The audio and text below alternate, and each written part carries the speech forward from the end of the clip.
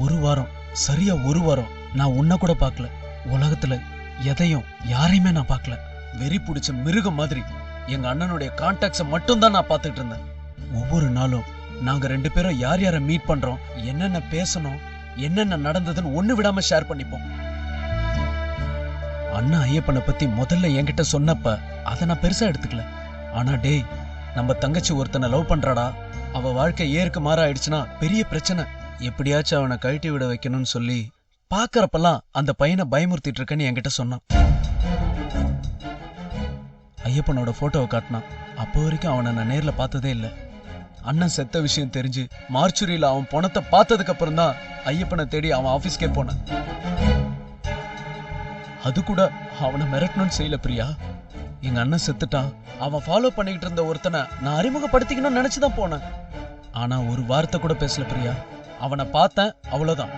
நான் வந்ததுக்கு அடையாளமா ஒரு எம்எம்எஸ் மட்டும் அனுப்பிட்டு அங்கிருந்து போயிட்டேன். போனா நீ செஞ்ச காரியத்தால என்னன்னா ஆச்சு தெரியுமா? ஐயப்பன் செத்திருப்பான்னா கத்தியால குத்துனாதான் கொலையா? பயமுறுத்தி சாகடிச்சாலும் கொலைதான். நான் கொலைக்கு அஞ்சலையே பிரியா. எனக்கு வேண்டியதெல்லாம் நீ நல்லா இருக்கணும்.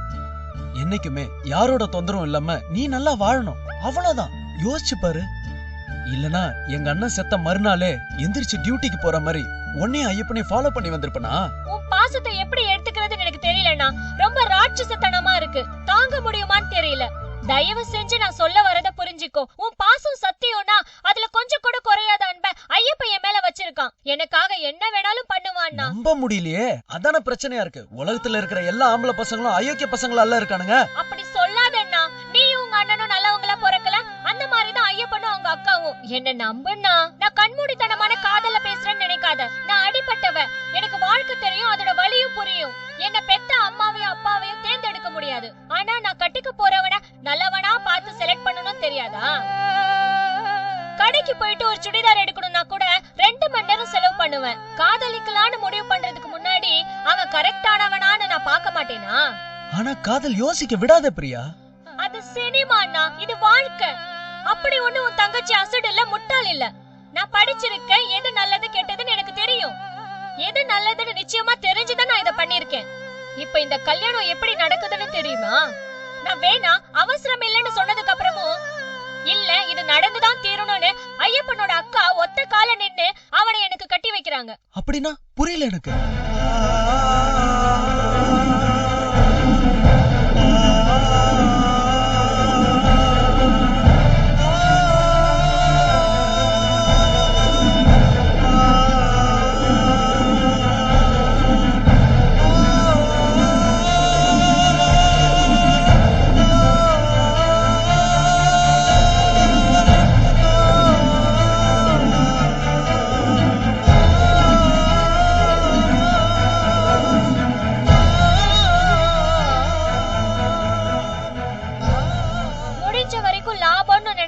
உலகத்துல முடிஞ்ச வரைக்கும் தப்பு பண்ணாம இருக்கணும். அப்படி ஒரு தப்பு தெரியாம நடந்துட்டாலும் எப்படியாவது அதை நேர் பண்ணணும்னு நினைக்கிற மனசு எப்பேற்பட்ட மனசுன்னு ஒரு நிமிஷம் நினைச்சு பாரு.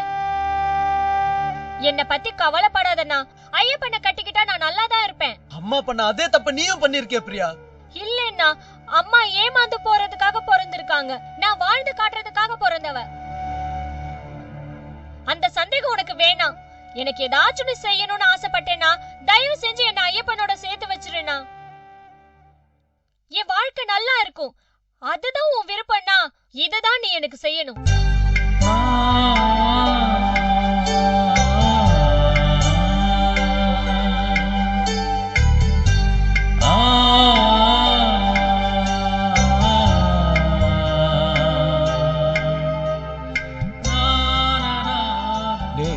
தங்கச்சி என்ன சொல்லுதுன்னு கேட்டியா? கட்டி வச்சிடலாமாடா? அண்ணா இது நம்ம அண்ணா பிரியா இங்கதான் இருக்கா, சாமியா இருக்கா. சரி விடு, உன் வார்த்தையை நான் நம்புறேன். நீ நல்லா இருந்தா சரி பிரியா. ரொம்ப தேங்க்ஸ்ண்ணா.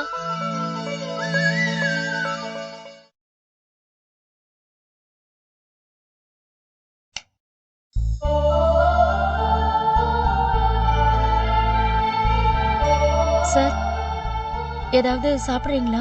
காஃபி போட்டு எடுத்துட்டு வரட்டுமா? வேண்டாமா, ஆர் யூ ஓகே? டாக்டர் கிட்ட போலாமா? பிபி மாத்திரை ஏதாவது இருக்கா? அதெல்லாம் ஒண்ணுமில்ல. I am sorry. கொஞ்சம் எமோஷனல் ஆயிட்டேன். நீயே பாவம் அந்த பொண்ணை காணும்னு கவலையோட வந்த. தேவையில்லாம என்னோட பர்சனல் வெஞ்சன்ஸை உன் தலைமையில ஏத்தி சாரி பூரணி, இதை விட்டுரு, மறந்துரு. சார், எனக்கு பிரச்சனை இல்லை சார். இருந்தாலும் திடீர்னு நீங்க அவரை பார்த்ததும் அவ்வளவு கோவப்பட்டு கத்தி கழுத்தை நெரிக்க போய் ஒரு செகண்ட் பயந்துட்டேன் தெரியுமா? அவர் உங்களுக்கு முன்னாடியே தெரிஞ்சிருக்கும்னு எனக்கு புரிஞ்சுது. ஆனா வாழ்க்கையில ஒரே ஒரு தடவை தான் அவனை நான் பார்த்திருக்கேன். அதுக்கப்புறம் அவனை நான் பார்க்கவும் விரும்பல. ஏன்னா பார்த்தனா அவனை நான் கொன்னுடுவேன்னு எனக்கே தெரியும். இன்னைக்கு நானே தேடி போய் அவன் வீட்டுல நிப்பேன்னு நான் நினைச்சு கூட பார்க்கல. எனக்கு என்ன சொல்றதுன்னே தெரியல. சாரி சார், என்னாலதான் உங்களுக்கு இந்த கஷ்டம். நோ, அந்த பொண்ணை காணும் நீ வந்து சொல்லலைன்னா இவன் இங்கேதான் இருக்கான்னு எனக்கு தெரியாமலே போயிருக்கும். ஒரு வகையில நான் தான் உனக்கு தேங்க்ஸ் சொல்லணும். சார், அவர் உங்களுக்கு ரிலேட்டிவா?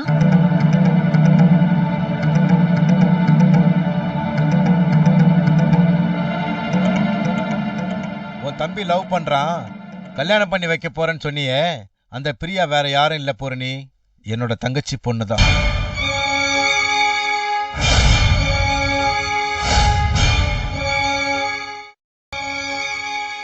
அந்த ராஸ்கல் என் தங்கச்சியை ஏமாத்தி கூட்டிட்டு ஓடினவன். அவளை மொத்தமா சாகடிச்சிட்டு என் கண் பார்வையில இருந்து டோட்டலா மறைஞ்சு போயிட்டான். 20 வருஷம் கழிச்சு இன்னைக்குதான் நான் அவனை பாக்குறேன். எப்படி நான் எமோஷனல் ஆகாம இருப்பேன்? எப்படி என்னால நார்மலா இருக்க முடியும் பூரணி? என்ன சொல்றீங்க சார்? எஸ், இப்ப வரைக்கும் பிரியாவை நான் பார்த்ததே இல்லை. அவ பிறந்ததுல இருந்து நான் பார்த்ததே இல்லை. அவளுக்கு 2 வயசு இருக்கிறப்ப அவங்க அம்மா, ஐ மீன் என் தங்கச்சி உடம்பு சரியில்லாம ஹாஸ்பிட்டல்ல அட்மிட் பண்ணிருக்காங்கன்னு எனக்கு நியூஸ் வந்தது. சோதனை மாதிரி அப்ப என் ஒய்ஃபுக்கும் உடம்பு சரியில்லாம அவளையும் நான் ஹாஸ்பிட்டல்ல அட்மிட் பண்ணியிருந்தேன். என் பொண்ணுக்கும் அப்ப 2 வயசு. என் ஒய்ஃபுக்கு அப்ப கிட்னி ப்ராப்ளம்.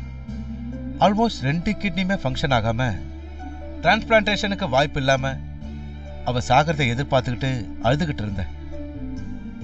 அப்ப வருது நியூஸ், என் தங்கச்சி கிடைச்சிட்டா, ஊரோட தான் இருக்கா, இந்த ஊர்ல தான் இருக்கா, இதே ஹாஸ்பிட்டல்ல தான் அட்மிட் ஆயிருக்கா, அவளுக்கு ஜாண்டிஸ் வந்துருச்சு. இப்படி சொன்னா எப்படி இருக்கும் யோசிச்சு பாரு. ரக்ஷனாவை ஹாஸ்பிட்டல் ஆயா கிட்ட விட்டுட்டு அலறி அடிச்சுக்கிட்டு என் தங்கச்சியை பார்க்க ஓடினேன். It was my bad time. நான் ரூம்குள்ள நுழையிற நேரம் அவ செத்துக்கிட்டு இருந்தா. பட் அவ என்ன பார்த்துட்டா, அதுல எனக்கு எந்த டவுட்டும் இல்லை. வாயை திறந்து அண்ணான்னு கூப்பிட நினைச்சிருப்பாளோ என்னவோ. ஆண்டவன் அதுக்கு வழியை அடிச்சிட்டான். என் தங்கச்சி கடைசியா பார்த்தது என்னதான் பூரணி. சின்ன வயசுல இருந்து உயிருக்கு உயிரை அவளை வளர்த்தது நான் தான். அப்பா அம்மா இருந்தாலும் அவ அண்ணா வளர்த்த பொண்ணாதான் இருந்தா. விதி ஒரு காதல் வடிவத்துல அவ வாழ்க்கையில விளையாடிடுச்சு. நினைச்சு பார்க்கவே ரொம்ப பயங்கரமா இருக்கு சார். ஹாஸ்பிடல் அப்போ பிரியாவோட அப்பா இல்லையா? அவரை நீங்க பார்க்கலையா? பார்த்தேன். அந்த ராஸ்கல் ரூம்குள்ள வந்தப்ப அந்த இடத்துலயே அவனை கொல்ல போனேன். அன்னைக்கு அவன் உயிரை காப்பாத்துனது யார் தெரியுமா? என் வைஃப். அவ செத்துட்டான்னு நர்ஸ் வந்து சொல்லிட்டு போனதுனாலதான் அவனை விட்டுட்டு ஓடினேன். கூட பிறந்த தங்கச்சி, தாலி கட்டின பொண்டாட்டி, 2 பேரையும் ஒரே நாள்ல இழந்த. யோசிச்சு பாரு. பாழா போன காதல் தானே என் தங்கச்சி உசுர குடிச்சது. அதே பாழா போன காதல்ல என் பொண்ணு விழுந்திருக்கான்னு தெரிஞ்சா எப்படி நான் சம்மதிப்பேன்? புரியுதா உனக்கு? நான் ஏன் பார்த்த சாரதி விஷயத்துல அப்படி நடந்துகிட்டேன்னு இப்ப தெரியுதா? ஏன் விஷம் வச்சீங்கன்னு கேட்டிய, இனிமே கேட்க மாட்டேன்ல. கருணை என்னோட இயல்புன்னு சொன்னல, அது தப்பு பூரணி. அது வலிஞ்சு நானே வர வச்சுக்கிட்டது. எந்த தப்புமே பண்ணாதப்ப ஆண்டவன் என் உசுருக்கு உசுரா இருந்த 2 பேரையுமே பலி வாங்கிட்டான். ஒரே நாள்ல என்ன அனாதையாக்கி நடு ரோட்ல நிறுத்திட்டான். மனசரிஞ்சு எப்படி நான் இன்னொரு பொண்ணுக்கு கெடுதல் பண்ணுவேன்? உன் விஷயத்துல நான் காட்டின கருணைக்கு காரணம் என் இயல்பு இல்ல, என் சுயநலம்.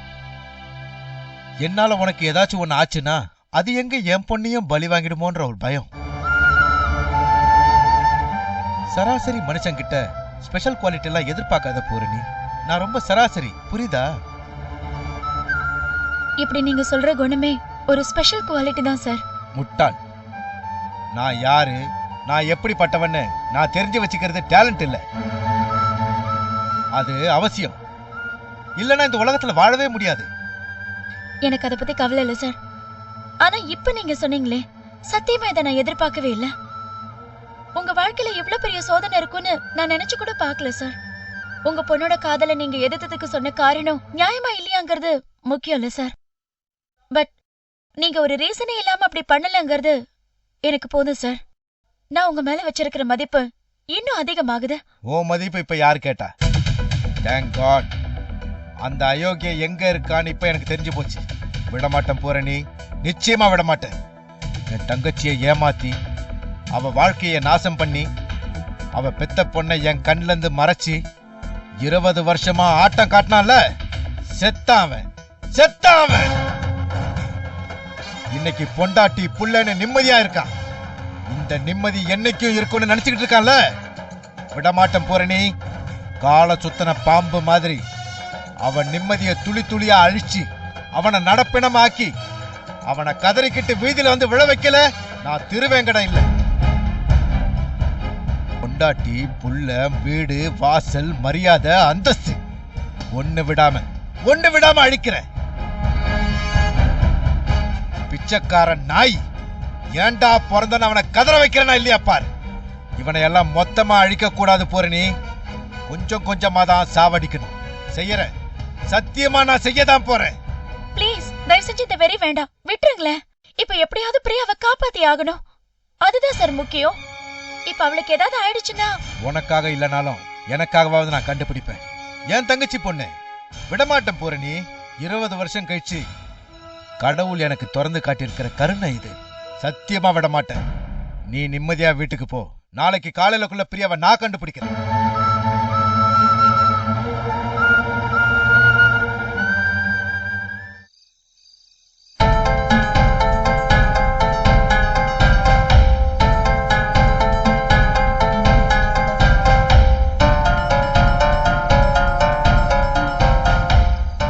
எவ்வளவு நேரம்டா?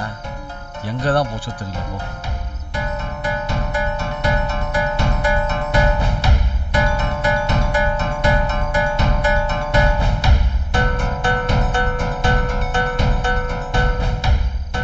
அண்ணா, அக்கா வந்துட்டானே. என்ன பொண்ணு, நீ எங்க போன? நாங்க ஒன்ன தேடுறதா பிரியாவை தேடுறதா? கொஞ்சமாவது பொறுப்பு இருக்கா உனக்கு? ஏக்கா, நான் தான் கால் பண்ணல, எடுத்து என்ன ஏதுன்னு கூட கேட்க மாட்டியா? அட என்ன விட, பிரியா என்ன ஆனா? ஏதாவது விஷயம் தெரிஞ்சுதா? இது வரைக்கும் எதுவும் தெரியலக்கா, எனக்கு ரொம்ப பயமா இருக்கு. இன்ஸ்பெக்டர் என்ன சொன்னாரு? கண்டிப்பா கிடைச்சிருவா, தைரியமா போங்கன்னு சொல்றாரு. வேற என்னத்த சொல்லுவாரு? எனக்கே ரொம்ப பயமா இருக்கு பூரணி. ரொம்ப தெளிவா பிளான் பண்ணி தூக்கியிருக்கான். இந்நேரம் சிட்டியை விட்டு போய் போனாலும் பயமா இருக்கு பூரணி. சச்சா, அந்த மாதிரி எல்லாம் நடக்காது. நாளைக்கு காலையில பிரியா எப்படியாவது ரெஜிஸ்டர் ஆபீஸ்க்கு வந்துடுவா. அக்கா, எப்படிக்கா சொல்ற? நீ இன்ஸ்பெக்டர் பார்த்து கம்ப்ளைண்ட் கொடுக்க போனல, அதே மாதிரி நான் ஏசியை பார்த்து கம்ப்ளைண்ட் கொடுத்துட்டு வந்திருக்கேன். அவர் எப்படியாவது பிரியாவை கண்டுபிடிச்சிடுவாரு. உனக்கு என்ன பைத்தியமா பிடிச்சிருக்கு? இந்த மேட்டர் எதுக்கு அந்த ஆள்கிட்ட சொன்ன நீ? விதி உல்டா, வேற என்னன்னு சொல்றது? ஆக்சுவலா ஏசியை பார்த்து அவர் ஏதாவது ஹெல்ப் பண்ணுவாரான்னு கேட்கறதுக்கு போனேன். அங்க நடந்த விஷயத்த பார்த்தா எனக்கே உடம்பு செலுத்து போச்சு. என்னக்கா சொல்ற? பிரியா யார் தெரியுமா? ஏசியோட தங்கச்சி பொண்ணு.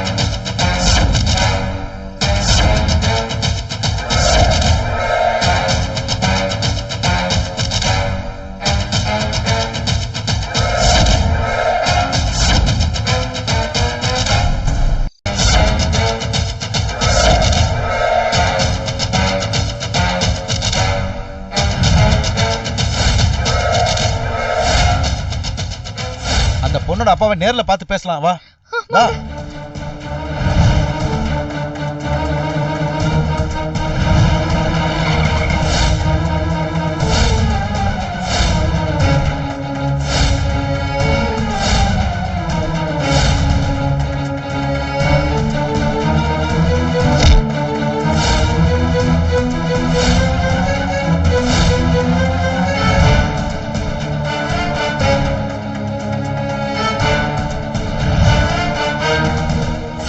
அவளு கோவப்பட்டு கத்தி கழுத்தை நெரிக்க போய் என்ன பார்த்தனா அவனை நான் கொன்னுடுவேன், எனக்கே தெரியும்.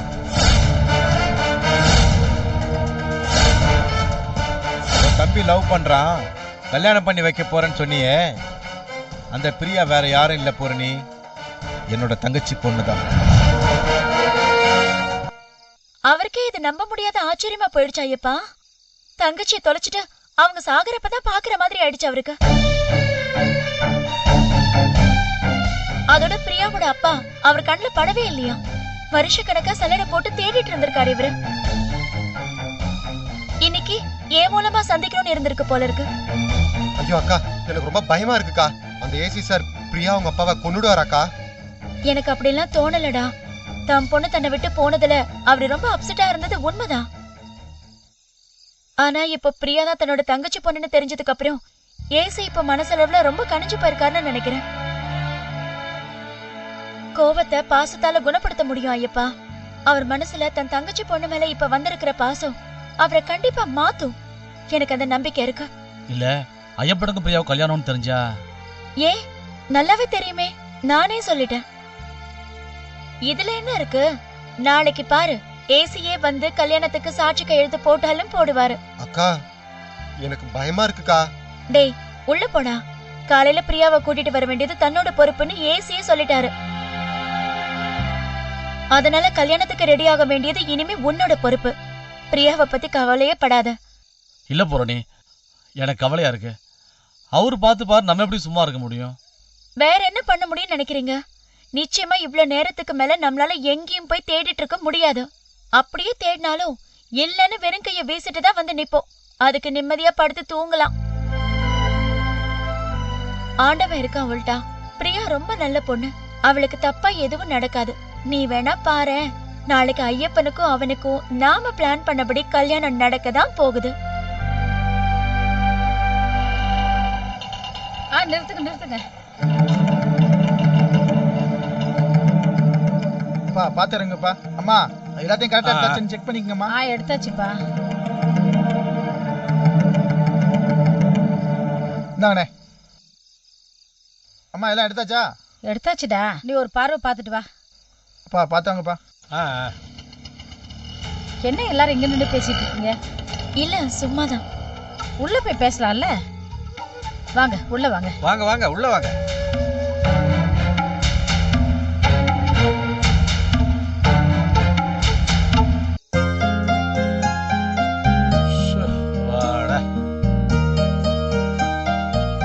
அப்பாடா, இதெல்லாம் வாங்கி முடிக்கிறதுக்குள்ள போதும் ஆயிடுச்சு.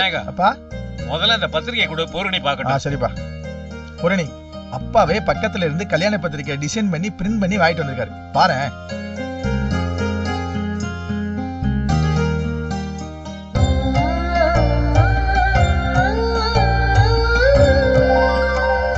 என்ன சூப்பரா இல்ல?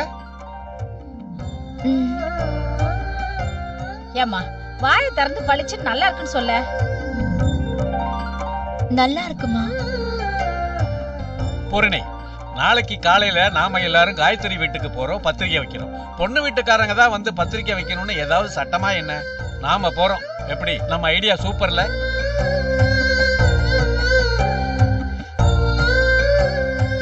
இந்த மனுஷன் இவ்வளவு சந்தோஷமா இருந்து நான் பார்த்ததே இல்ல. ஒவ்வொரு பொருளையும் கடை ஏறி பார்த்து வாங்கினாரு. மத்தியான சாப்பாடு கூட வேணாம்னு சொல்லிட்டாருன்னு பாத்துக்குங்களேன். பூரணி, கல்யாணத்துக்கு துணிமணி எல்லாம் எடுத்தாச்சு. அவங்க செய்யறது ஒரு பக்கம் இருந்தாலும் நமக்குன்னு சில பொறுப்பு இருக்குல்ல. அம்மா சாமந்தியத்தைக்கும் வளருக்கும் பட்டுப்புடவை எடுத்திருக்காங்க. மாமாவுக்கு வேட்டி சட்டை எடுத்திருக்கு.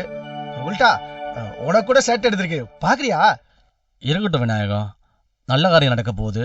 எல்லாருக்கும் சந்தோஷம்னா எனக்கும் சந்தோஷம்தான். ஐயப்பா.